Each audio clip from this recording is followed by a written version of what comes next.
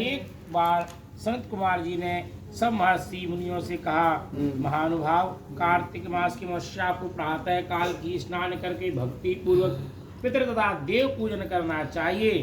रोगी तथा बालक के अतिरिक्त और किसी व्यक्ति को भोजन नहीं करना चाहिए। सायं काल में विधि पूर्वक माँ लक्ष्मी जी का मंडप बनाकर फूल पत्ते तोरण ध्वजा और पताका आदि सुसज्जित करना चाहिए। अन्य देवी देवताओं सहित गणेश जी को षोडशोपचार पूजा करनी चाहिए।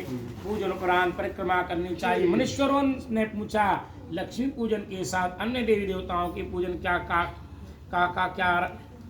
कारण है? कुमार जी बोले, राजा बलि के यहाँ समस्त देवी देवताओं सहित लक्ष्मी जी की बंधन में थी। आज के दिन भगवान विष्णु ने उन सबको कैद से छुड़वाया था। बंधन मुक्त होते ही सब देवता लक्ष्मी जी के साथ जाकर मैं सो गए थे। इसलिए अब हमें अपने अपने घरों में उनके शयन का ऐसा प्रबंध करना चाहिए कि वे क्षीर सागर की ओर ना जाकर स्वच्छ स्थान और कोमल सैया पाकर ही सोए रहे। जो लोग लक्ष्मी जी के स्वागत की उत्साह पूर्वक तैयारी करते हैं, उनको छोड़कर फिर भी वे कहीं भी नहीं जाती।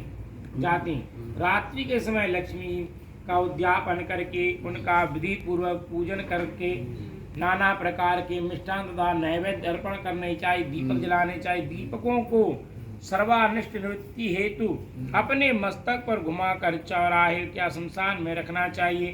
दूसरे दिन राजा का कर्तव्य है कि नगर में निनोरा पटवा कर सब बालकों को अनेक प्रकार के खेल खिलौने की आज्ञा खेल खेलने की आज्ञा देनी चाहिए। बालक क्या क्या खेल सकते हैं इसका पता करना चाहिए। यदि वे आग जलाकर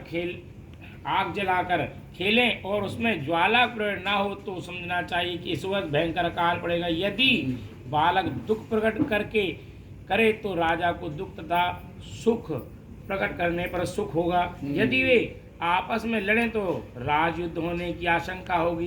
बालकों के रोने से अन्नावृष्टि की संभावना करनी चाहिए। यदि वे घोड़ा बनकर खेलें तो मानना चाहिए किसी दूसरे राज पर विजय होगी। यदि बालक हीरा करें तो व्यभिचार फैले तथा अनेक अन्न या जल चुराने का अभिप्राय और अकाल होगा। श्रीमन्नारायण नारायण नारायण भजबन नारायण नारायण नारायण श्रीमन्नारायण नारायण नारायण भजबन नारायण।